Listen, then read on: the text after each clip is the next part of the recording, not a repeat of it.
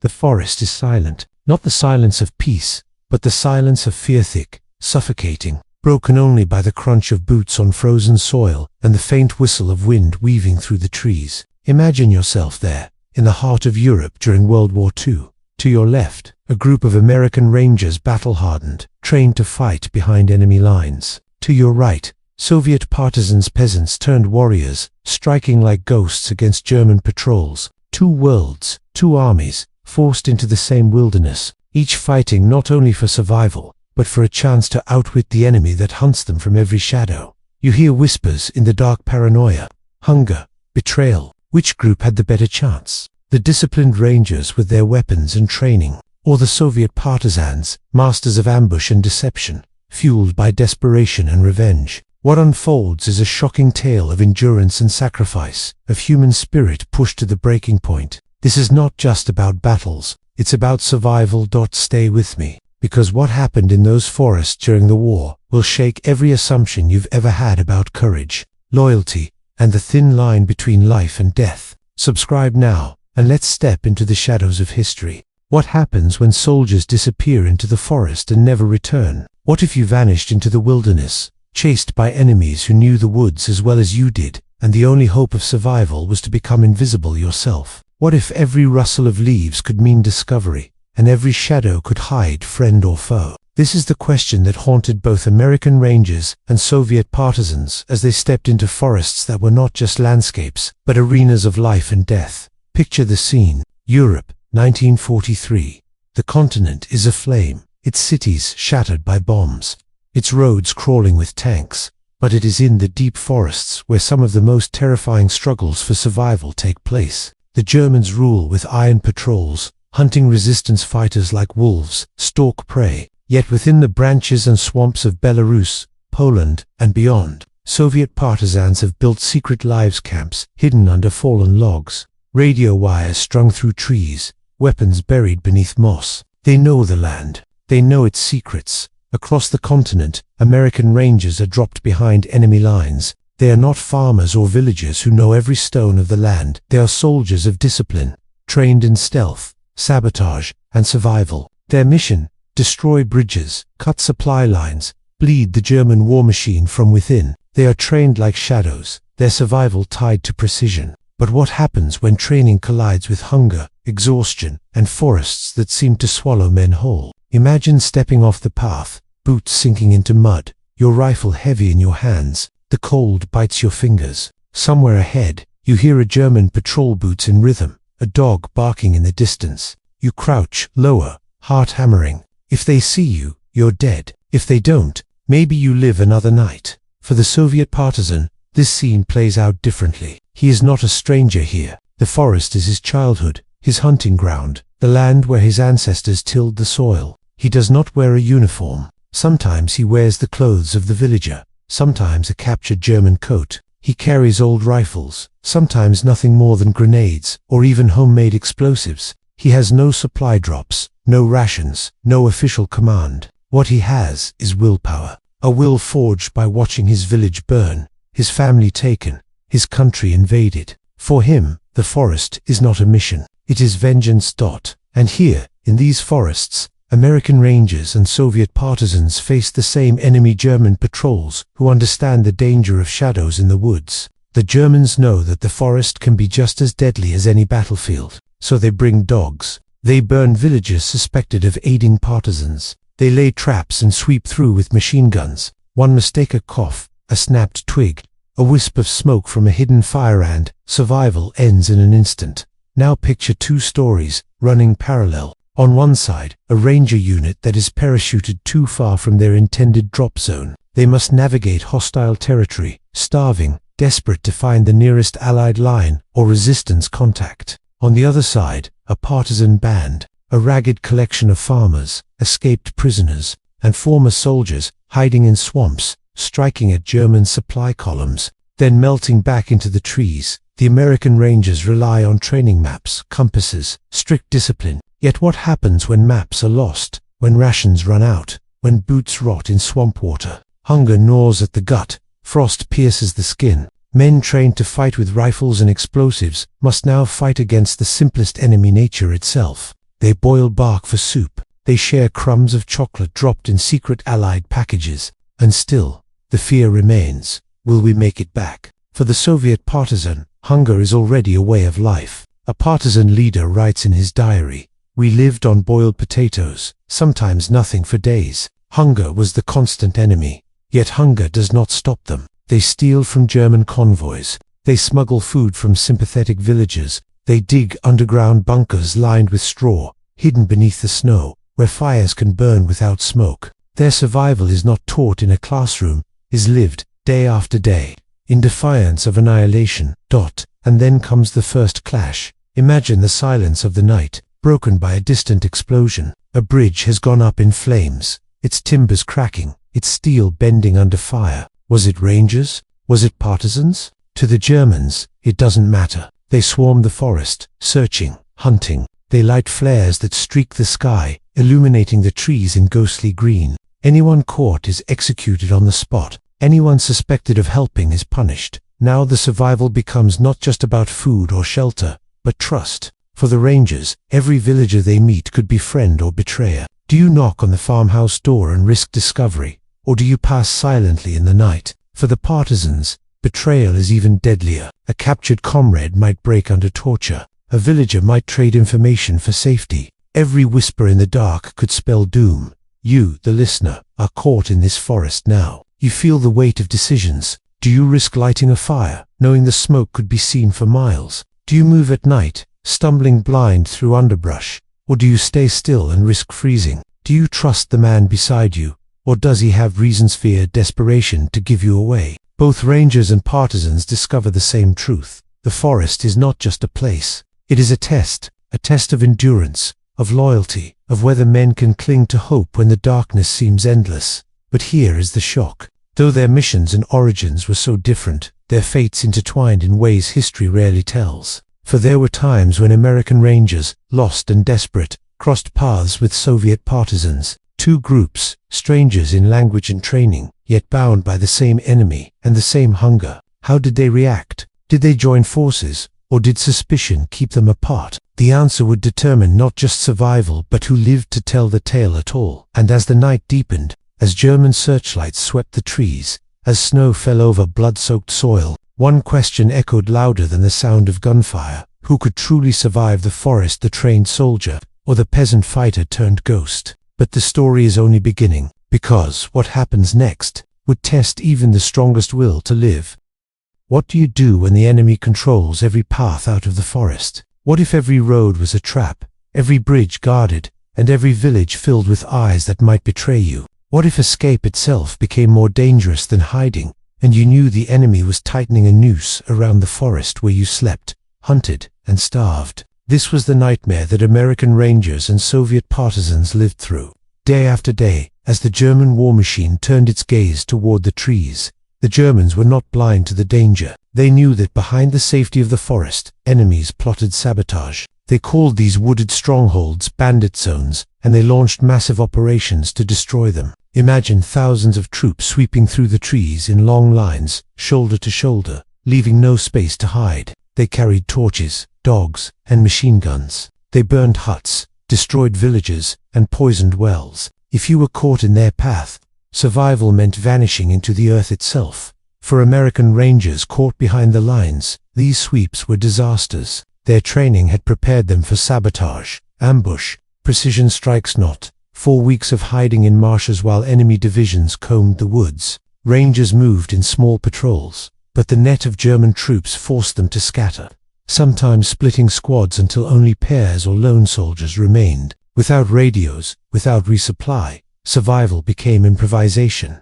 Soviet partisans, however, had lived this nightmare from the beginning. They built bunkers beneath swamps, hidden entrances covered with moss. They dug pits in frozen ground, lining them with logs to create shelters invisible to searchers. Some even built villages underground, entire networks of tunnels where men, women, and children could hide until the storm passed. But even their ingenuity was tested, because German sweeps often ended in flames. Entire forests were burned, the smoke rising like a black warning across the horizon. Now imagine yourself, their smoke stinging your eyes, the crackle of fire behind you, the sound of barking dogs growing nearer. You clutch your rifle, but you know you cannot fight an army with one weapon. You run, heart pounding, through marsh water that rises to your waist, mud sucking at your boots. You stumble into reeds, hold your breath as German voices draw closer. A dog sniffs the air, growling. You push deeper into the swamp, praying the water masks your scent.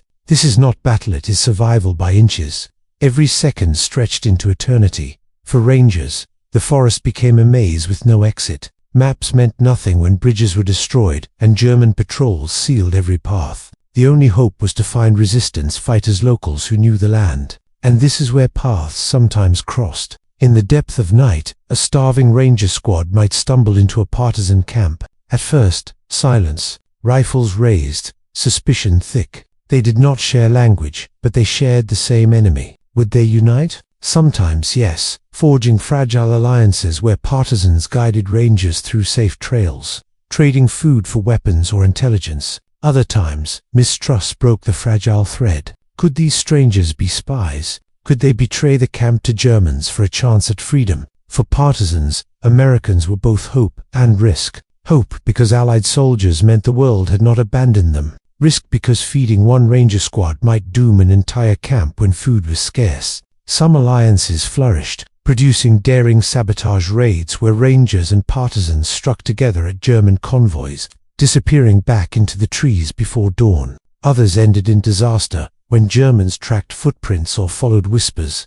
And then there was hunger. Hunger that clawed at the belly, that twisted men into shadows of themselves. For Rangers, whose supply drops sometimes missed their mark, survival meant bartering with villagers or raiding enemy depots. For partisans, hunger was a constant companion. Diaries tell of boiling leather belts, eating bark, or grinding acorns into flour. In the dead of winter, snow covered every root, every berry. Starvation was as deadly as bullets. The Germans knew this, and they turned hunger into a weapon. They sealed villages, executed anyone who helped partisans, and starved the forests into submission. Imagine the desperation knowing that if you stole food, the village might burn for your crime. Yet without food, your comrades would waste away in their bunkers. Every morsel of bread carried a cost in blood. It was not just hunger, it was disease. Lice bred in dugouts, fever burned through camps. Wounded fighters had little medicine, often none at all. Rangers carried field kits, but once those were gone, they faced the same grim truth. Infection could kill faster than bullets. A scratch from barbed wire, untreated, became a death sentence. And yet, men kept moving. They fought on, because stopping meant capture. The shock, though, came in how differently the two groups adapted. Rangers, bound by military order, sometimes broke apart under the weight of isolation. Cut off from command, some units disintegrated, each man for himself. Yet others clung to their discipline, using their training to survive longer than anyone thought possible. Partisans, though, had no central command to lose. Their strength was in their fluidity, their ability to vanish, regroup, and strike again. One camp destroyed, another would rise deeper in the woods. But the forests held more than enemies. They held secrets, radio transmissions, Allied agents dropped by parachute, codes whispered across static-filled lines. Sometimes, a ranger trapped behind enemy lines would hear the faint crackle of a partisan radio. It was hope, fragile but alive. Messages sent across the night sky linked the isolated survivors to the vast war beyond the trees. Still, the question lingered, could either group truly escape? For the Rangers, the mission was survival until extraction, but extraction often never came. For the partisans, escape was never the goal. Their home was the forest. Their fight would last until either liberation or death. Now, imagine the clash of these two realities: American soldiers dreaming of returning home, Soviet fighters knowing home was already gone. When they sat together in a frozen dugout, when they shared bread stolen from a German train, what did they say? Could they even understand each other without words? Or was survival its own language, uniting them in silence? And yet, betrayal always lurked. Not all villagers were loyal. Some, terrified by German reprisals, revealed partisan hideouts. Some posed as friends, only to lead rangers into ambush. A forest filled with enemies in German uniforms was one thing, but a forest where anyone could be an informer, that was the true nightmare. As winter deepened, both groups faced a truth no training or courage could erase. In the forest, The enemy was not only the Germans, it was time. Each passing day drained strength, eroded hope, made survival harder. Every night, the question whispered louder. Who would last longer, the disciplined ranger or the relentless partisan? And still, the darkest tests were yet to come. Because when the Germans closed the trap completely, when there was nowhere left to run, both groups would face choices so brutal, so desperate, that survival itself became a question of sacrifice. How do you survive when even the forest turns against you? What happens when the very sanctuary that kept you alive begins to betray you? When the trees that once shielded you become barriers? When the rivers that offered water rise into deadly floods? When winter itself transforms the land into a frozen prison? This is what the American Rangers and Soviet partisans faced as the seasons shifted, and the forests they depended on became enemies as ruthless as the Germans who hunted them. Winter in Eastern Europe was not merely cold, it was merciless. Snow fell so heavily that paths vanished, rivers froze solid, and even the air seemed to cut like glass against the skin. Imagine trudging through knee-deep snow, every step a punishment, your breath freezing against your scarf. Your rifle grows so cold, you must warm it under your coat before firing. You dig into the earth to find shelter, but the ground is like stone. Nights stretch endlessly, and with them, the howl of wolves grows closer. For the Rangers, winter magnified every weakness. Their training was rigorous, but many had not been prepared for the bone-cracking cold of forests that swallowed entire divisions. Fire was both salvation and death sentence. Salvation for warmth, death because smoke betrayed your position. Many Rangers wrapped themselves in scavenged blankets, German coats torn from patrols, anything to fend off frostbite. Yet frostbite came all the same: blackened fingers, blistered feet. The forest did not forgive. The partisans, though accustomed to harsh winters, were not immune. Their dugouts often flooded with melting snow. Roofs collapsed under ice. Food that was scarce in summer became nearly impossible to find in winter. Villagers, already stripped bare by German requisitions, had nothing left to give. Hunters who once tracked deer now found only silence. Hunger gnawed deeper than ever. Some partisan diaries whisper of eating horse meat, even carrion, just to cling to life. But winter was not only a curse. For those who knew how to endure it, it was also a weapon. Frozen rivers became highways, allowing raids on German convoys otherwise protected by marshes in warmer months. Snow-muffled footsteps, turning the forest into an endless cover of silence for ambushes. Partisans struck in darkness, sleds carrying weapons hidden beneath hay, disappearing before dawn. For Rangers who managed to link with resistance fighters, these winter raids became lessons in adaptation, how to use the forest's brutality not just to survive, but to fight back. Yet the greatest enemy was not cold, nor hunger, nor even the Germans. It was despair. Imagine sitting in a dugout, days blurring into weeks, snow covering every path, your body weak from hunger, your mind heavy with exhaustion. You ask yourself, will anyone remember us? Will anyone know what we endured here, if we never return? For American Rangers, the thought of home was both torment and hope. Letters carried in their packs, creased, worn, read 100 times, spoke of wives, children, sweethearts, and towns that seemed like dreams compared to the endless forest. To cling to those words was to fight despair, to believe in survival. For Soviet partisans, home was not a dream, it was ashes. Villages burned, families taken, neighbors executed. Their fight was not for return, but for revenge. They whispered vows to the dead, promising the forest itself would remember their struggle. But despair grew sharper when betrayal entered the story. One night, in a partisan camp hidden deep beneath snow-covered pines, a comrade disappeared. At dawn, German troops stormed the area with uncanny precision. Only one explanation fit: someone had talked. Betrayal was more terrifying than any enemy patrol, because it came from within. Suspicion spread like wildfire, gnawing at trust, threatening to fracture the fragile unity. Who could you trust when even a friend might trade your life for a loaf of bread or a chance to save his family? The Rangers faced their own test of trust. Lost in villages, they knocked on doors, hoping for kindness. Sometimes they found it a candle burning low, bread shared in silence, a family risking everything to protect strangers. But other times, the door opened only 2 German soldiers waiting, with rifles raised. Trust became a gamble, one that could not be avoided. And still, raids continued. Imagine the explosion of a German supply train, the roar echoing across a frozen valley, snow lit by fire, sparks raining down like stars. In that blaze, hunger eased for a moment. Food, weapons, medicine taken from the wreckage. For partisans, these raids were survival itself. For rangers, they were both lifeline and danger, because every strike brought swift, merciless retaliation. The Germans intensified their hunts. They sent ski troops gliding silently across the snow. They unleashed dogs whose breath steamed in the icy air, following trails invisible to human eyes. They ringed forests with checkpoints, turning escape into impossibility. Villages were razed, survivors scattered, leaving the forest fighters more isolated than ever. And so the survivors adapted in ways that defied imagination. Partisans dug snow caves, hidden beneath drifts, where fires could burn unseen. Rangers camouflaged themselves in white sheets, stolen from village laundry lines. Silent signals were invented, bird calls, tapping patterns, anything to replace words in a world where sound could kill. Yet even adaptation could not erase the truth.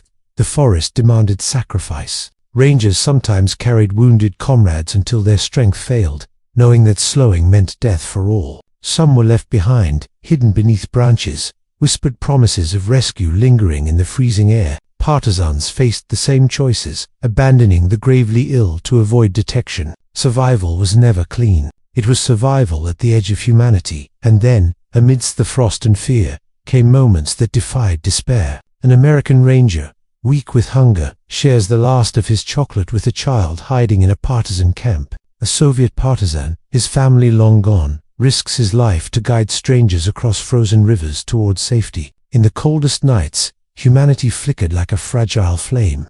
Fragile yet unextinguished, but the forest was not finished testing them. Because spring would come, and with it, a new terror. Thawing swamps, rising rivers, and mud so deep it swallowed boots, carts, even horses. If winter had been a frozen prison, spring would be a drowning trap. And in that season of floods and betrayal, the true question of survival would be asked. The forest was changing again, and those who had survived winter now faced a new ordeal that would prove even deadlier. What choices remain when every step forward sinks you deeper into danger? What happens when the very ground beneath you betrays your stride, when each step is swallowed by mud, when rivers rise like walls, and when escape routes dissolve into quagmires? What if the forest itself, once your shield, now seemed determined to drown you? This was the cruel reality as spring returned to the battlefields of Europe, and the thawing woods of Belarus, Poland, and northern France became arenas where survival demanded not only strength, but unthinkable choices. With spring came floods. Rivers once frozen solid now burst with roaring torrents, ice breaking apart like thunder, carrying whole trees downstream. Marshes swelled into seas, and every footpath turned into a mire that clung to boots and horses until men collapsed from exhaustion. For American rangers trying to move unseen across hostile territory, progress slowed to a crawl. Their maps, already unreliable, were useless when roads dissolved beneath rising waters. Bridges, the very targets they were often sent to destroy, were now guarded fiercely, leaving no way across except by fording rivers at night. Water freezing, currents deadly. For Soviet partisans, spring brought both opportunity and peril. Flooded terrain offered protection from German armored units, whose trucks bogged down in mud, but it also isolated partisan detachments, cutting them off from villages and allies. Camps once hidden in winter now stood exposed, their camouflage washed away. Supplies ran out faster, and scavenging became harder. Food hidden in caches beneath snow was now spoiled or lost to hunger returned with a vengeance. Now, imagine yourself there, standing waist-deep in a swamp, your pack dragging you down, your rifle useless in the water. The moonlight flickers through the trees, and you hear distant shouts, the enemy is closing in. Do you abandon your weapon to swim faster, or cling to it, knowing that without it, you are defenseless? Every decision is a gamble, and the stakes are life itself. The Germans knew the season favored them. With partisans and rangers slowed by terrain, the Wehrmacht launched new encirclement operations. These were not random sweeps, but carefully planned traps. Troops ringed entire forests, advancing inward like tightening jaws. Villages were sealed off, rivers blockaded, and bridges mined. The strategy was simple: suffocate the resistance, starve them, drown them, leave them no exit. And it worked sometimes. Entire partisan camps were cut off, their fighters forced into desperate stands or scattering into the marshes. American Ranger detachments, already isolated, found themselves trapped with dwindling ammunition. Communication lines, fragile at best, collapsed under the weight of encirclement. Radios jammed, couriers captured, and the outside world seemed to vanish. Men felt abandoned, forgotten.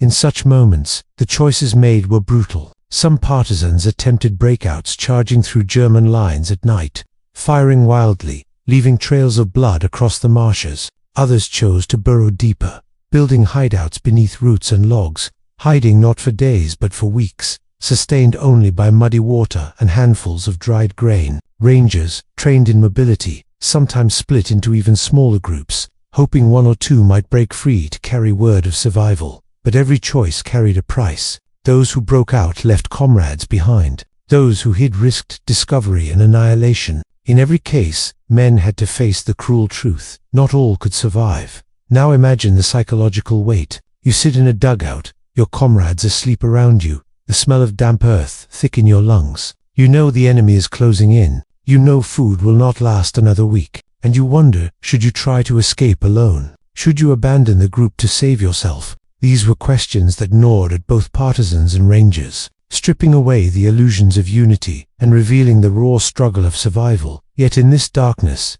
stories of extraordinary resilience shone through. One partisan detachment, trapped by thwarters, crafted rafts from barrels and logs, silently drifting past German patrol boats at night, the current carrying them to safety. A Ranger squad, encircled for 10 days, survived by raiding German supply caches, slipping in and out of enemy camps like phantoms. Hunger sharpened their cunning. Desperation gave them daring. And sometimes, desperation created alliances no one could have imagined. A starving Ranger, stumbling through a flooded meadow, might find himself face to face with a partisan scout. No common language, no trust. Yet the shared look of exhaustion, the knowledge of the common enemy, was enough. Bread was shared, roots were whispered, lives were spared not by orders, but by instinctive human recognition of suffering. The Germans, frustrated by elusive prey, turned to harsher measures. They drained swamps, burned forests, and executed villagers suspected of aiding the fighters. The forest, once endless, began to shrink. Safe havens disappeared, and survivors were pressed into tighter spaces. For Rangers and partisans alike, the margin for error grew razor. One cough at the wrong time, one footprint in the mud, and the enemy would descend with fire and steel. And yet, amidst all this, there were victories. Explosions that shattered German convoys, bridges collapsed into rivers, halting enemy movements, trains derailed, their wreckage lighting the night sky. These strikes, though costly, were proof that survival was not only about hiding, it was about striking back. Every successful raid sent a message. The forest still fought, but victories did not erase the cost. Survivors wrote of comrades collapsing mid-march, swallowed by mud, never rising again. Others drowned in rivers, their cries lost in the roar of water. Graves were shallow, sometimes no graves at all, just bodies left to sink into the swamp. These were the prices paid in silence, unknown to the world beyond the trees. The question remained, was survival even possible? Could a man live through months of hunger, cold, betrayal, and pursuit? History shows that some did. Rangers, battered and hollow-eyed, made it back to Allied lines, bringing with them tales of forests that seemed to breathe death. Partisans endured, rebuilding camps after each destruction, driven not by orders but by vengeance, loyalty, or simply the will to live one more day. And here lies the heart of the shock. The forest did not choose sides. It devoured the strong and spared the weak, drowned soldiers and partisans alike, erased maps and plans. It was not training or origin that determined survival, it was will. The American Ranger with his disciplined preparation, the Soviet partisan with his raw defiance, both could fall, and both could endure. But as spring gave way to summer, and the noose of German encirclement grew tighter still, one truth became clear. The forest could no longer hide everyone. Sooner or later, men would be forced into choices more terrifying than hunger or cold. Choices of sacrifice, choices of betrayal, choices where survival for one meant death for another. What price would you pay when survival demands the ultimate sacrifice? What do you cling to when there is nothing left? When food is gone, weapons are nearly useless, comrades fall one by one, and the forest that once shielded you becomes a coffin of trees. What happens when survival itself asks you to trade loyalty, mercy, even humanity? These were the final brutal questions faced by American Rangers and Soviet partisans in the darkest days of their struggle. The tightening of German operations meant that hiding was no longer enough. Villages that once gave food had been burned, caches of supplies had been seized, even the most cunning dugouts were unearthed. Rangers, cut off from any hope of extraction, sometimes went weeks without a whisper from their command. Partisans, seeing comrades killed or camps obliterated, learned that rebuilding meant sacrificing lives over and over again. Both groups stood at the razor's edge, where survival demanded choices that could never be undone. Imagine the scene. A ranger patrol, reduced to half its number, finds itself surrounded. Ammunition is low, rations gone, every man exhausted. Their leader knows they cannot all escape. Do they split up, sacrificing some so others might break through? Do they fight to the last bullet, or surrender and hope for mercy that history shows was rarely given? The silence before that choice is more terrifying than any gunfire. For partisans, sacrifice was woven into every decision. A wounded fighter might beg not to be left behind, but carrying him meant the group slowed, risking annihilation. Many accounts tell of comrades saying farewell, pressing weapons into the hands of the living, then remaining behind to delay German pursuit. Others chose self-destruction, pulling the pin on a grenade as patrols closed in, denying the enemy capture, saving their comrades precious seconds. These were not grand battlefield charges. These were quiet, heartbreaking decisions in the shadows of the forest. And then there were betrayals born of desperation. Hunger tore at loyalty. A man might slip away at night, seeking food, only to lead Germans back by accident or by choice. Trust eroded until even longtime comrades eyed each other with suspicion. A loaf of bread, a promise of safety for family members, or the torture of capture, could turn brother against brother. The forest was not just a battleground of guns, but of human hearts strained to breaking.